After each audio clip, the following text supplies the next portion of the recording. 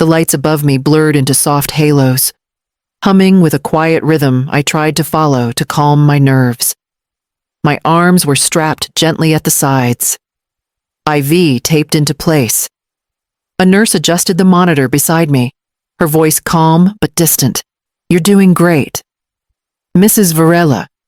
Just a few more moments. They'd already started the sedation drip. My mouth felt dry. My body, heavy. But not so heavy, I couldn't still feel the ache beneath my ribs, the ache of fear, of doubt, of something I hadn't yet found words for. Dante wasn't in the room. Neither was Sienna. They had signed the consent forms hours ago, hovering with quiet urgency. She kissed my cheek like she owned me. My son barely met my eyes.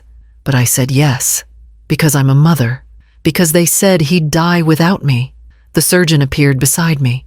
His mask was already up, and his gloved hands moved with quiet efficiency. "Are we ready?" he asked the team. A nurse called out vitals. The anesthesiologist leaned over me with a kind smile. "Count back from 10 if you'd like," she said softly. I never got past 9. "Wait. Grandma, wait." The door slammed open. Footsteps pounded against the floor. Gasps followed. I couldn't move my head, but I saw a flash of red sneakers and a small fist clutching something. Eli. He stood at the foot of the bed, breathless, wild-eyed. "Don't let them cut her," he shouted. A hand tried to grab him. He twisted away. Should I tell them the truth about why Dad needs her kidney? Should I tell them what I found in Mom's drawer? The anesthesiologist froze. The surgeon lifted his hands away from my body. One of the nurses stepped back slowly. Eyes wide. "Security," someone began. "No," I managed to croak, voice thick and dry. "He's my grandson. Let him speak." The light still buzzed above me, but my mind had sharpened. Because Eli wasn't lying, and I had a feeling the truth had been waiting for exactly this moment to tear itself wide open. 3 weeks before that operating room, I stood in my own kitchen with a mug of coffee cooling in my hands and Sienna pacing near the sink like she owned the place. "You owe him that kidney," she said, almost gently. "You're his mother." It didn't come out cruel, but it landed like a slap. I stared at the steam curling off the mug, trying to find the words that wouldn't make everything worse. But she didn't wait for me to answer. "He's scared," she added.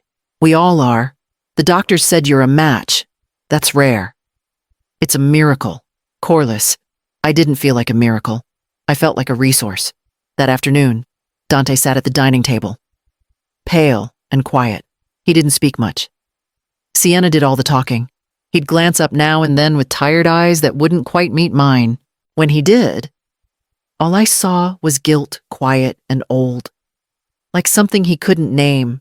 "You always took care of him," Sienna said, squeezing my hand with both of hers. "You always put him first. We know it's a lot, but he needs you one more time." Micah wasn't there. He was working double shifts that month, saving for school.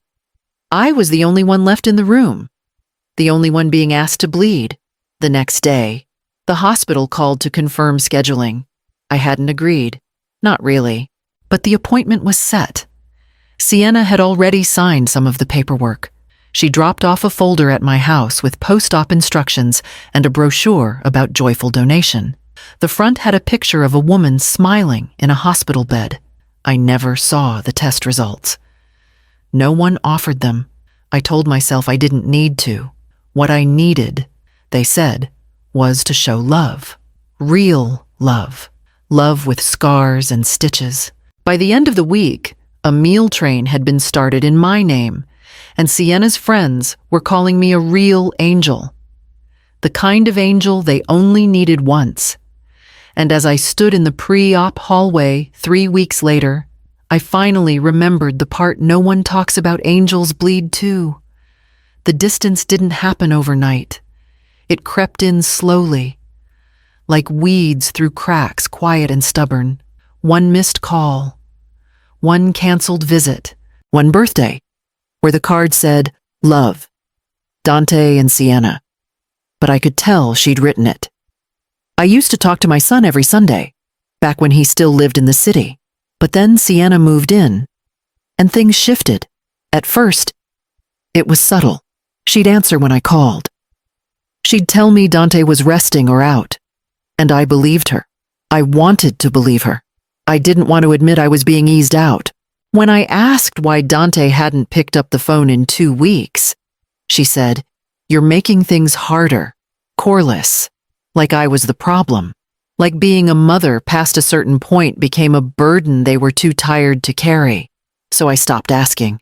When I finally saw him again 3 weeks before the surgery, he was thinner. Yes, quieter, but not sick, the way they said. He sat in the hospital bed while nurses moved in and out of the room like clockwork. Sienna stood by the window, arms crossed, controlling the air. I sat on the edge of his bed, holding his hand. He didn't pull away, but he didn't squeeze back either. "You okay, baby?" I asked him softly. He nodded, just once. Eyes fixed on the wall. "You scared?" Another nod. "Talk to me." "Dante." He didn't. His free hand rubbed the blanket with slow, distracted circles. I noticed how chapped his knuckles were, how pale the skin beneath his nails had become. But what struck me most was how he wouldn't look at me, not fully, not for more than a second. That's when I realized my son was afraid. But not just of the surgery. He was afraid of something deeper, or someone. The nurse came in, clipboard in hand, and Sienna took over again, explaining dosage, lab work, next steps.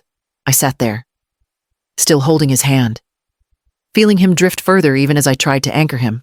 That night, I told myself to let it go, to forgive whatever had come between us. But the next morning, Micah showed up with something that made me stop forgiving and start asking. Micah never liked Sienna. He never said it cruelly or loudly. He just watched closely, quietly. He noticed things I didn't want to see, or maybe I did see, and chose not to. He came over the morning after I sat by Dante's bed. I was still in my robe, the smell of burnt toast lingering in the kitchen. He stood by the counter, holding a plain manila folder with no label, no smile on his face. "I found this," he said, "in her home office. Locked drawer. She left the key in the blender." I blinked at him. "Why were you even in there?" "She asked me to fix her printer. I didn't go looking. But when I saw CR6 on that file, I did." I took the folder from him, my fingers stiff. Inside were neatly typed pages, organized by section. The first page read, "Trial Case CR6. Subject D.V. Male, 34. Status acute renal degradation, stage 3. Prognosis. Dependent on viable donor match. Confirmed?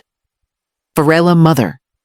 There were graphs, dosage logs, chemical compound tracking, dates aligned almost exactly with the timeline of Dante's decline. Small handwritten notes in the margin marked T3 and adjust dosage. I flipped to the last page, a list of projected outcomes. One column said reversal possible post-transplant. Next to it, recommend expedited surgery before Q4 audit. I couldn't breathe. She used him. I whispered. She tested something on him. Micah nodded, slowly. "And now they want your kidney to cover it up." My knees went weak, and I sat at the table. I stared at the folder as if it might burst into flames and erase what I'd just seen.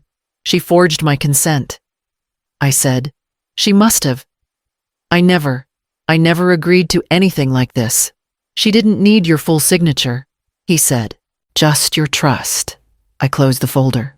My coffee had gone cold. That night, I watched Dante sleep, and for the first time, I wondered if love had made me blind to something far more dangerous than illness. And the next morning, Eli walked in with a question that made that danger impossible to ignore. Eli had always been a quiet child, sensitive in the way some boys aren't allowed to be. He picked up on things others missed. The week before the surgery, He stopped drawing animals and started drawing wires and tubes, needles, beds that looked like Dante's hospital room.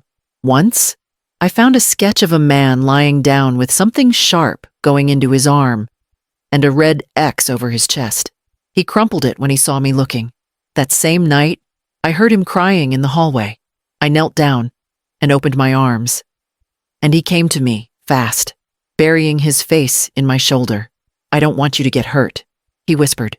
"I'll be okay, baby."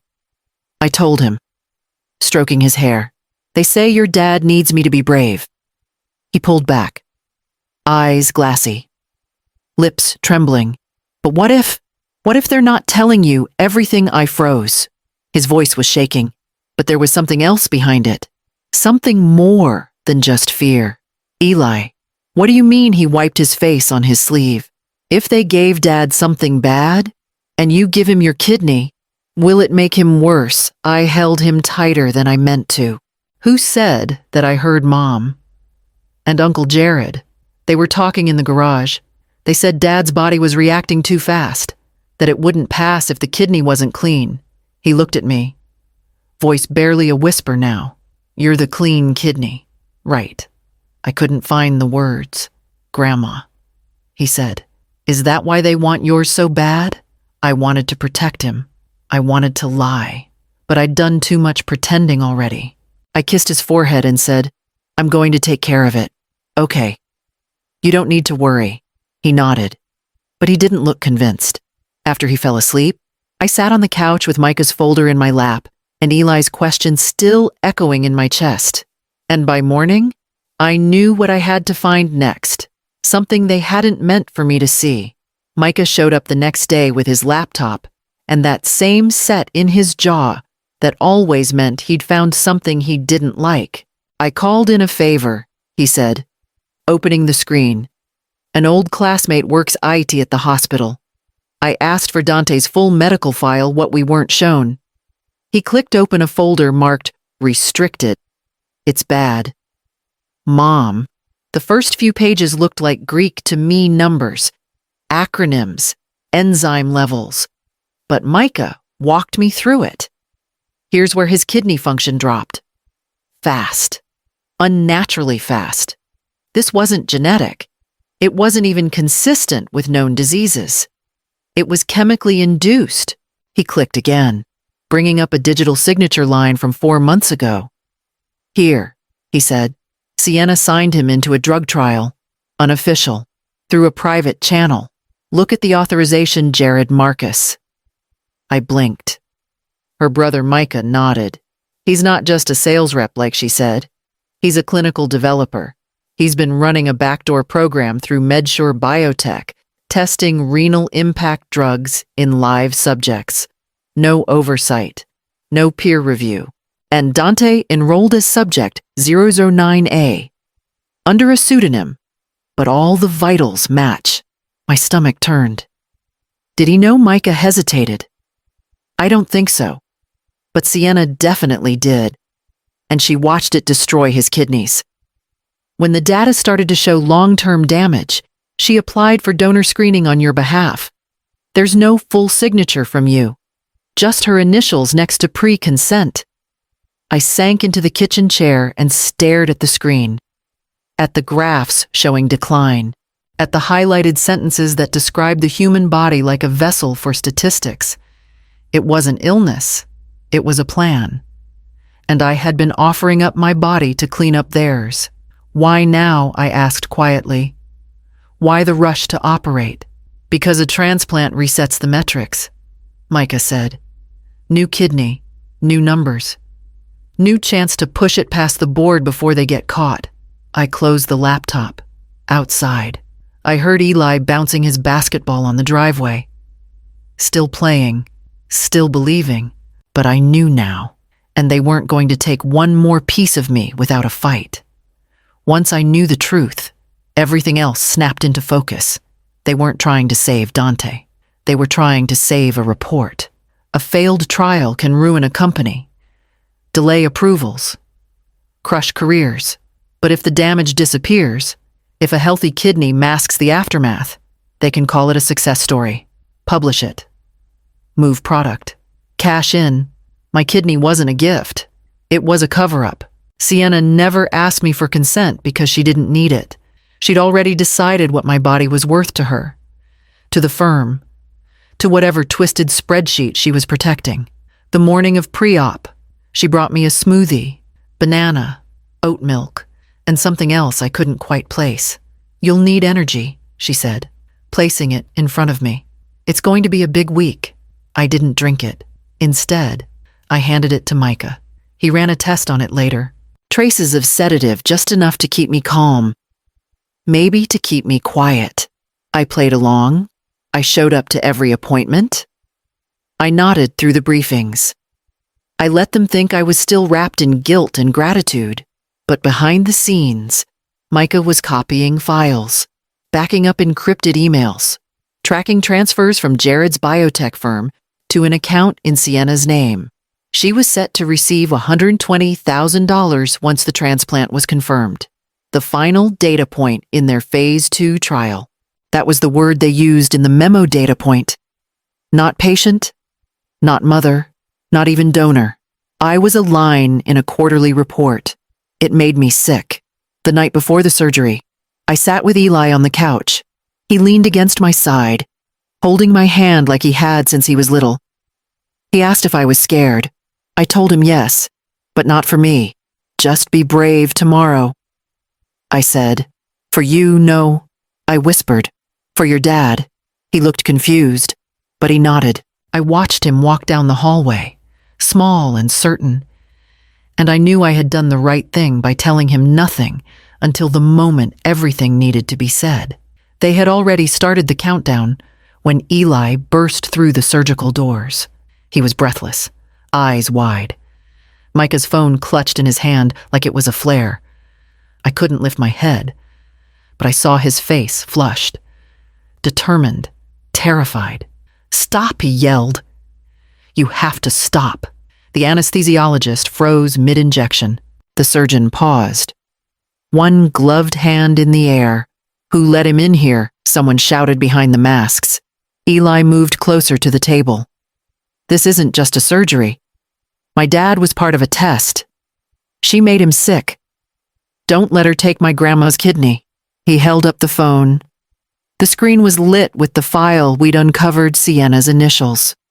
The drug trial number. The forged pre-consent. The head surgeon stepped back from the table. "Get security," he ordered. But his voice wasn't angry. It was shaken. I saw Sienna out of the corner of my eye, stepping forward, face flushed with fury beneath her surgical cap. "That boy doesn't know what he's talking about." She snapped. "He's 9 years old. He doesn't understand medical records." Eli didn't back down, then read them. He said, holding the phone out to the nearest nurse. The nurse took it, hesitated, then handed it to the lead anesthesiologist. The room fell into a thick, unnatural silence as she scrolled. Another nurse whispered something into the surgeon's ear. He straightened. "Stop the procedure," he said firmly. Now. Monitors were powered down. Drapes were pulled away. One of the nurses helped me sit up slowly, her eyes avoiding mine. Sienna moved toward me, hands trembling. "Corliss, this is insane. He's just scared. You said you wanted to save Dante." I looked at her and felt nothing. Not anger, not fear. Just the clean, cold clarity of being awake. "I did want to save him," I said. "That's why I stopped." She stood frozen as the surgical team escorted Eli to me, and I reached for his hand. He climbed up beside me without a word, head against my shoulder. Security came in. The surgeon explained that the operation was indefinitely postponed pending investigation, but I knew the damage was already done, and the fallout had only just begun. The hospital discharged me 2 days later. No surgery, no thank you. Just paperwork and a tight smile from the administrator who knew too much to pretend it was routine. Sienna was gone before I left recovery. Walked right out of the building when the surgeon said the procedure was canceled. No word. No explanation. The last thing I saw was the back of her heels disappearing into the elevator. By the time I got home, the hospital board had already launched a formal investigation. Micah had sent them everything: the files, the payment trail, the forged consent entries. He didn't speak much as he passed them along. He didn't need to. We sat around the kitchen table, the three of us: Micah, Eli, and me. No one said the word family, but that's what we looked like. Eli stirred his cocoa without drinking it. Micah kept his laptop open but didn't type. It felt like breathing after months underwater. On the fourth morning, my phone rang. Dante. He was still in the hospital. Weak. Alone. I picked up. Mom. His voice cracked. Are you okay? I didn't answer at first. I just let him fill the silence. I didn't know. He said, about the drugs. About the trial. About Sienna. I swear to God, I didn't know. His breath hitched. She told me I was lucky. That I'd been accepted into something advanced. I never saw the paperwork. I just wanted to live. I closed my eyes. I know. I said quietly. He broke then. On the other end of the line, I heard the sound of a man unraveling sobs that weren't graceful or dignified, just raw and helpless. I didn't protect you, he choked. I let her do this to us. I didn't say he had. I didn't say he hadn't. Some truths don't need confirmation. You rest now, I said. That's all you need to do. After the call, I stood at the window and watched Eli chase a paper plane through the yard, the wind pulling it higher than it should have gone. And for the first time in weeks, I let myself imagine what healing might look like if no one asked for anything in return. I never went back to the hospital. The surgeon called once. Said he understood. Said the board had suspended both Sienna's access and her brother's license. He offered to reschedule the procedure if things changed. I told him things already had. I didn't tear up the donor card. I hung it on the fridge, right between Eli's report card and a magnet from Coney Island. Not as a warning, not even as a wound. Just a reminder that I came close, that I stepped back, that I chose to stay whole. Eli sleeps in the spare room now. His books are stacked by the window, his sneakers lined up neatly by the door. He doesn't ask about Sienna. I don't bring her up.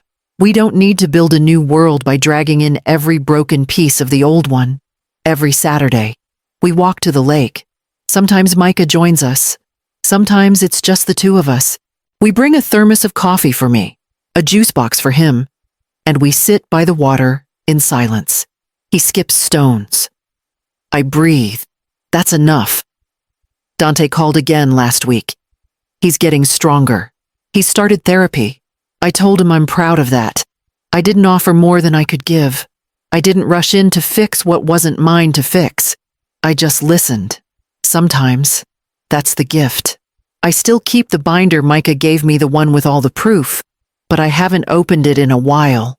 Justice is moving, slow and steady, the way it always does when money's involved. But that part's not mine to carry anymore. What's mine is my life. What's mine is my body. What's mine is the voice I almost handed over in the name of love. I see it now when I look in the mirror. A woman who didn't fold, who didn't sacrifice just to be seen as good. A woman who said no and meant it. The kidney's still mine. So is the peace. And every morning when I sip my coffee, I taste both.